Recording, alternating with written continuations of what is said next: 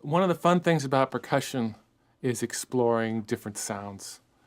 Now, the snare drum, as we talked about earlier, has the tom-tom sound, and it has the snares on sound. But there's other things you could do with it.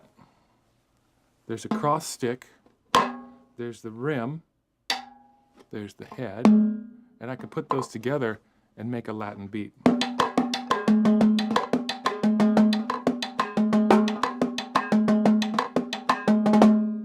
That's pretty cool. Or how about what we call a glissando? This is changing the pitch of the snare drum by pushing the stick into the head and changing the profile like a trampoline.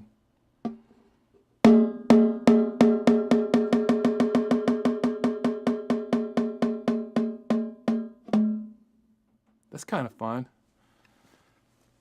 And we can use brushes, which totally changes the sound of the drum. I'm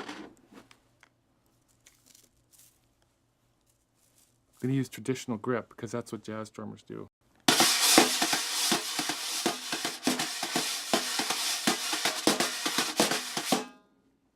That's pretty fun.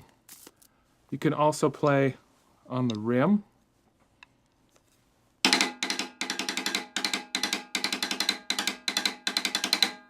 The shell.